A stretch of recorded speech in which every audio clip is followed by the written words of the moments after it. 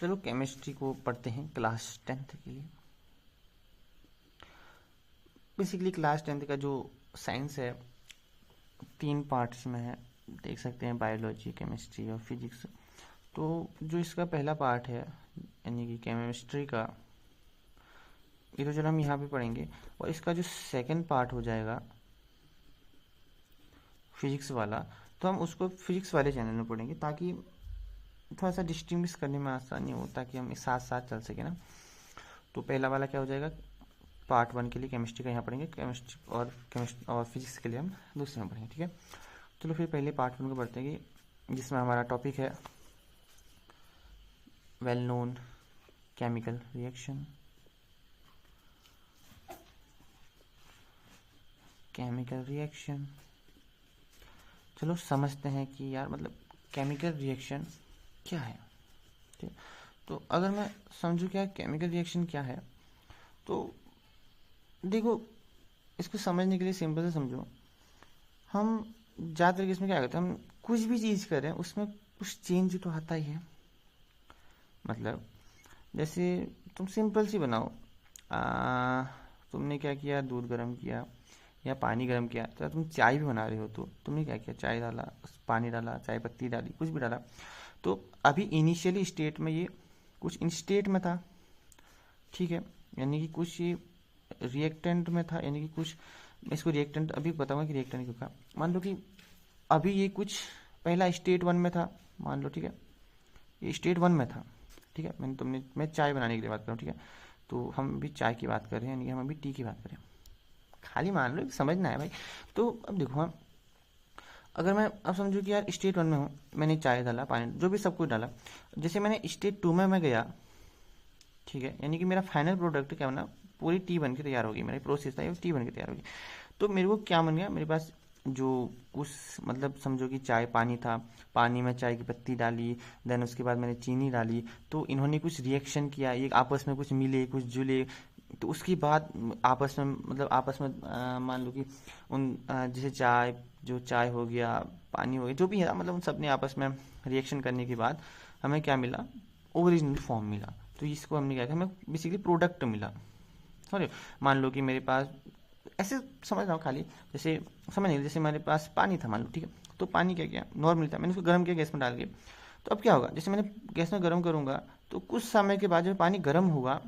तो इसमें कुछ चेंज होगा। मतलब इनिशियली तो मेरा रिएक्टर में पानी था जिसे मैंने गर्म किया, तो कुछ ना कुछ चेंज में होगा। इसकी फाइनल प्रोडक्ट में देखूंगा तो या तो बबल्स बनेंगे, मतलब बबल्स तो बनेंगे, वेपराइज फॉर्म होगा, कुछ टेम्परेचर में डिफरेंस होगा, चेंज होगा। मान लो कोई भी तुमने रिएक्शन ली, तुमने एक केमिकल ए लिया, केमिकल बी लिया, ठीक है। मैंने क्या किया, मैंने केमिकल ए लिया प्लस मैंने केमिकल को बी लिया। अब जैसे इन दोनों को मिलाया, इनके मिलने के बाद मेरे को समझ लो कि एक प्रोडक्ट सी मिला, यानी कि दोनों ने रिएक्शन किया और दूसरा प्रोडक्ट बना, ठीक है। जैसे हम क्या करते हैं बेसिकली रिएक्शन के, रिएक्टेंट का क्या है कि ये तो आपस में रिएक्टेंट करिए, दूसरा प्रोडक्ट बना रहे। मान लो कि मेरे पास ऐसे समझने के लिए, ऐसे समझ लो कि कुछ भी समझने के लिए, तुमने एक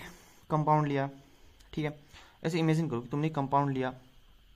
फिर उसके बाद क्या किया, तुमने उस कंपाउंड को किसी दूसरे कंपाउंड के साथ मिक्स किया, तो तुम्हें कुछ मिक्सिंग के बाद कुछ नया देखने को मिलेगा, वही प्रोडक्ट। यानी कि प्रोडक्ट तो तब बना जब हमारे रिएक्टेंट ने इन्वॉल्व हुए और तब हमें प्रोडक्ट मिला, ठीक है। तो रिएक्शन का मतलब है कि इस प्रकार का जो भी फिनोमेना टाइप्स है कि जहां पर रिएक्टेंट रिएक्शन करने के बाद, यानी आपस में रिएक्शन करने के बाद कुछ प्रोडक्ट फॉर्म करते हैं, उस प्रकार जो भी एक प्रक्रिया होती है, जो भी एक प्रोसेस होता है, वो क्या है, रिएक्शन, यानी केमिकल रिएक्शन, यानी केमिकली हो रहा है ना प्रोसेस टू चेंज। तो हम केमिकल रिएक्शन के का मतलब क्या हो जाए कि जब रिएक्टेंट, देखो ये रिएक्टेंट कहलाएंगे एरो की साइड में, यानी कि रिएक्टेंट आपस में रिएक्शन करने के बाद, समझो कि यानी कि रिएक्शन आपस में रिएक्शन की, तो रिएक्शन करने का, रिएक्शन का मतलब आपस में, जैसे हम कुछ भी करें ना, अब आप सिंपल समझो कि आपने देखा होगा कि जैसे हमने पानी था, पानी में मैंने मान लो कि क्या दिया, मैंने कलर डाल दिया, कलर में छोड़ तुमने मिट्टी डाल दी, ठीक है, जो ग्रीन लिखते हैं। तो देखेंगे कि पहले पानी नॉर्मल था, मिट्टी डाली तो कुछ नया बना, क्या हुआ कि दोनों आपस में मिक्स होने के बाद नया मिला। तो वही चीज क्या है, एक सिंपल सा चीज है, वही जो प्रोसेस जो बना वो क्या हुआ। तो अब उसमें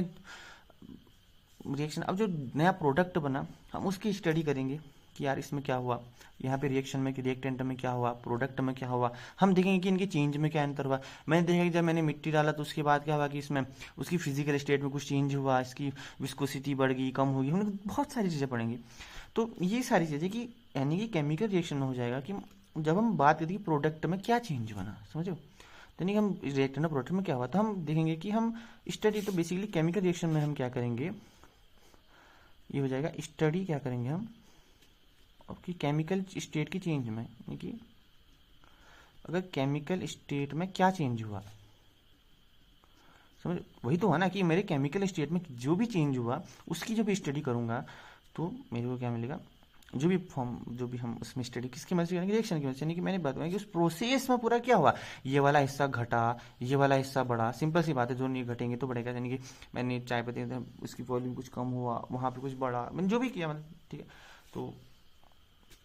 ठीक हो गया। तो इसमें जो भी बात करेंगे केमिकल रिएक्शन की बात करेंगे। अब हम बात करेंगे केमिकल इक्वेशन क्या होती है, केमिकल क्या होती है इक्वेशन, हाँ केमिकल इक्वेशन। तो अब वही बात होगी कि जैसे मैंने कहा क्या था, मेरे पास पानी था,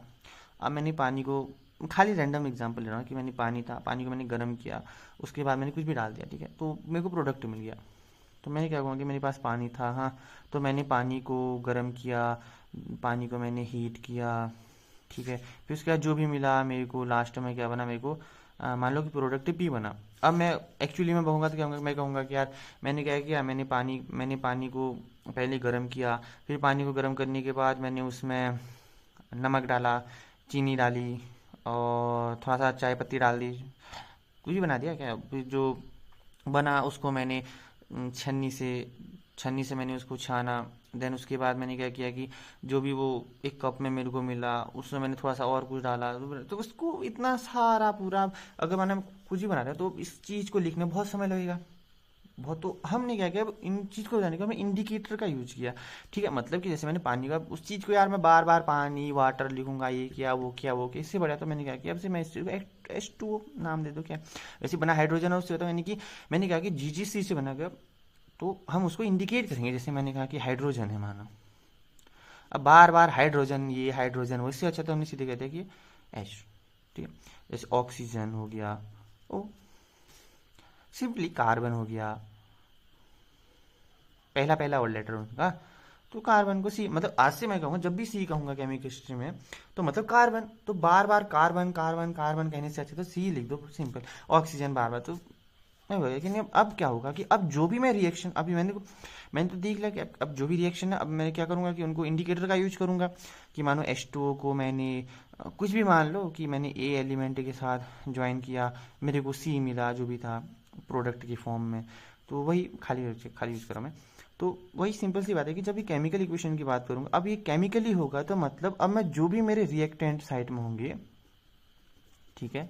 और जो भी मेरे प्रोडक्ट साइड में होंगे, अब उनको मैं यूज करूँगा symbolically, that is AA BB, और मेरे को मिला CC और DD, ठीक है, और ये CD वो है कि मैंने इतना A लिया, मैंने 2 लीटर पानी लिया, 3 लीटर पानी लिया, अब हम बाद में बात करेंगे तो ये 2 लीटर 3 लीटर हम मोल का यूज करेंगे, ठीक है, हमें इतने मोल लिया, तो मान लीजिए स्टोइशियोमेट्री का कोफिशिएंट है, मतलब ये मान लो कि हम इतना हिस्सा ये लिया, इतना हिस्सा ये लिया, हमने 2 लीटर पानी लिया, 2 लीटर पानी ये जो 2 दी गई, वही सिंपल सी बात है। तो इसका हम जो यूज करते हैं वो केमिकल इक्वेशन में यूज करते हैं। तो हम अभी तो खैर खाली बेसिक था, पर हम अगले वीडियो में जरूर इसको थोड़ा सा और डेप्थ में पढ़ेंगे ताकि कॉन्सेप्ट एकदम मक्खन की तरह क्लियर हो जाए। अगर एग्जाम तो खैर आए, अगर एग्जाम में क्वेश्चन आए तो एकदम मक्खन की तरह, पर पहला मेन कि हम समझ सके कि हम क्या कहना चाहते हैं, समझे। तो मिलते हैं अगली क्लास में जब हम टाइप्स ऑफ केमिकल इक्वेशन पढ़ेंगे, वो आगे को पढ़ेंगे, आगे को अपना सफ़र शुरू करेंगे। तब तक के लिए अगर आपको अच्छा लगे